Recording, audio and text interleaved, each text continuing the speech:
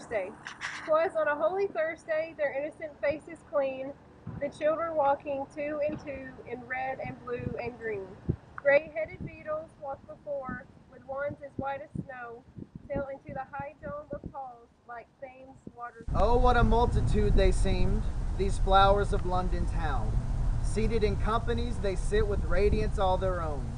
The hum of multitudes was there, but multitudes of lambs, thousands of little boys and girls, raising their innocent hands. Now like a mighty wind they raise to heaven the voice of song, or like harmonious thunderings the seats of heaven among. Beneath them sit the aged men, wise guardians of the poor, who cherish pity lest you drive an angel from the door. 'Twas on a holy Thursday, their innocent faces clean, the children walking two and two in red and blue and green. Gray-headed beetles walked before with wands as white as snow, till into the high dome of Paul's they like Thames waters flow. 'Twas on a holy Thursday. Now on this particular Thursday, masses of children would be led from their respective charity schools. Now a charity school being a school where orphans would attend that was funded by patrons in the area, wealthy citizens that by some benevolent act they would support the young and destitute. Now, when we as students at Tennessee Tech read these poems, the easiest thing for us to do is somehow make a comparison to our own natural lives. And the easiest way to do that for Holy Thursday by William Blake is to see ourselves as these orphans. A lot of us do not necessarily come from poor backgrounds, but having to pay our own way through school, gas for your tank, food. It's very difficult to get on campus and actually survive. I myself go days without eating sometimes due to work or homework schedules or multiple hours on top of extracurricular activities. And a lot of these students had to rely on people the same way we rely maybe on our parents or 2 to 3 jobs. And it's very difficult in this type of society to thrive. The best comparisons though are, for example, their innocent faces clean. You can see today actually we have a lot of VIP members, prospective students touring the school, and you can much consider them innocent faces, new to the world of the collegiate academic society, how to thrive. It's very different from a high school setting. The children walking two and two in red and blue and green. As you can see, a lot of students, they end up pairing up, and even when you get here, you'll still develop, just like in high school, your small cliques. You'll have groups of engineers walking together, teachers, actors, all the different vocations on campus. We sort of bond together and form this relationship of camaraderie, just like the children would in the charity schools. You have to have friends to get you through the hard times. I wouldn't compare our professors very much to gray-headed beetles with wands as white as snow. We don't have our professors and teachers walking around with staves or wands, leading us and prodding us like cattle to different classes.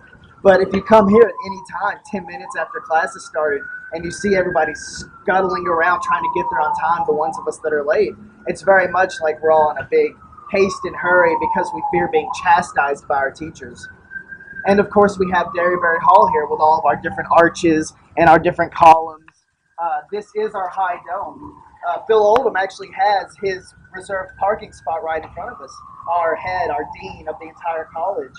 And basically, the biggest comparison in this poem is that we are the orphans doing our best to survive and go to school. Now, during this Holy Thursday, they would all be led to St. Paul's to worship, and collect alms. And it was seen as this great act by all the citizens in the area to let these children come in and worship God. Now, what do we worship here at college, especially in this area where we have multiple religions, ethnic groups, and different backgrounds, especially when it comes to poverty for all the students, is that we are all here worshiping one thing, and that is academia. Well, when you actually look at the campus, a lot of the theme is that when you bring in students, you need these natural areas for us to learn. Now, whenever you looked online, maybe when you were choosing your school or coming to visit places as a freshman, and today if you look around, we have lots of VIP students. VIP basically meaning they are prospective students for Tech.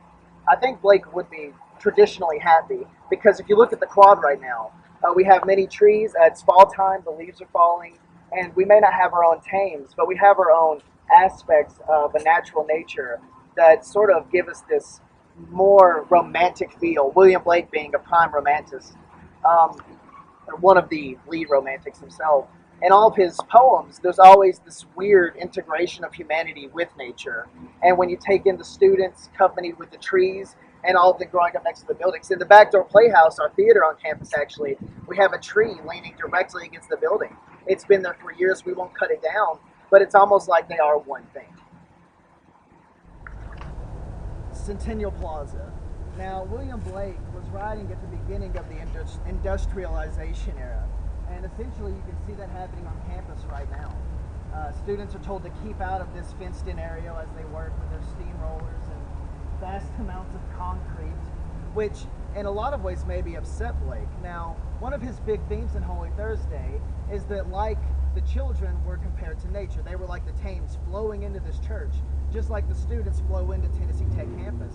But when we're under constant renovation and things are changing, how does that affect us as a student body? Now, the big question is, can we thrive in a situation like this? Many of us are barred from the straight lines to classes. I myself and every other student have to go 10 minutes around all of these fences just to get to our regular classrooms, which means we have to wake up earlier, work harder, which isn't necessarily a problem because we'll do a lot of things for education.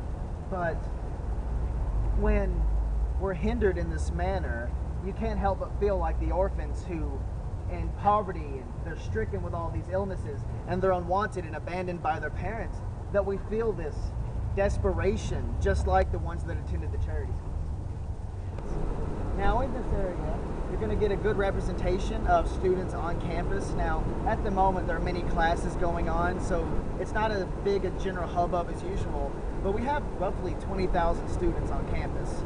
Now the biggest relation here is the multitude. When you leave high school, I myself came from a very small one. I had a graduating class of 70, but when I came to Tech, I realized that I was vastly unprepared for how large the crowds would always seem. You're put into these classes with sometimes either from 20, depending on the subject, to 200 in your larger biology classes, and you usually may not even know a soul. Now, there will be some that you'll relate to, and you have multiple when you get into upper division that you always know and you tend to do projects with, and you spend the next 4 years getting to know. But for those incoming freshmen, which are the innocent faces we spoke of before, this is an entirely new sensation. In this stanza, multitudes of lambs and being a weird relation to Jesus Christ, who is completely innocent and pure, which is how we're comparing our freshmen in college.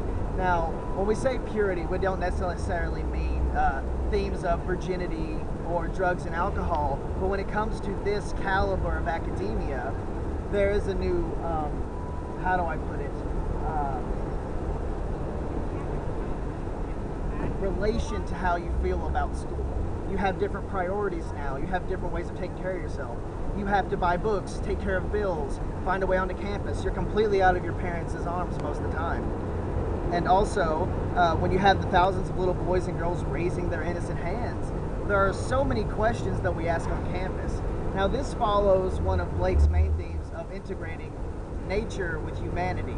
But in this, it's almost as if we're only looking at themes on a scale of human nature and how the students react on campus to certain events.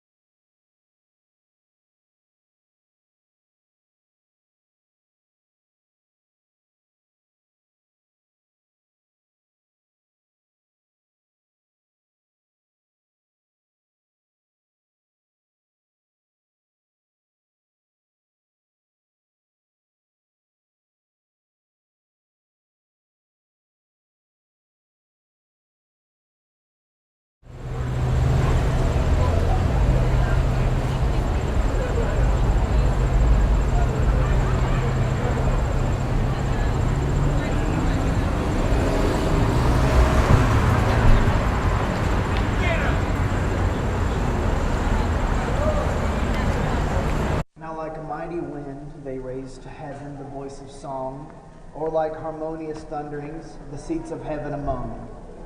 Beneath them sit the aged men, wise guardians of the poor.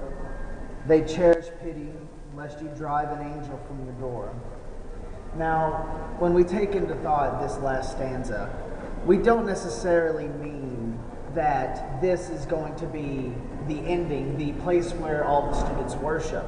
But when you listen to the song and you think of the orphans from the charity school sitting at St. Paul's Cathedral lifting up their voices, the first thought on Tennessee Tech campus is of the Bryan Fine Arts Building, where the Tech Chorale and the choir both operate from.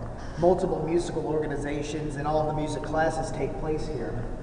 Now, when we consider the students on campus and comparing ourselves to those students from the charity schools and all those relations, not all the students are going to lift their voice up in song, but how do we show our gratitude to the people that support us? Our patrons, our parents, all the teachers, those that throughout the years and our time here at Tech find a way to help us strive toward greater education. The best way is by succeeding. A lot of us cannot see failure as an option. We have multiple scholarships. We have the hope in many places where we have to maintain a high grade point average as well as get at least straight B's, but a lot of us are those go-getters that won't settle for that. Now, when we take into thought all of the things that happen in this place and all of the things that happen basically all over campus, the events,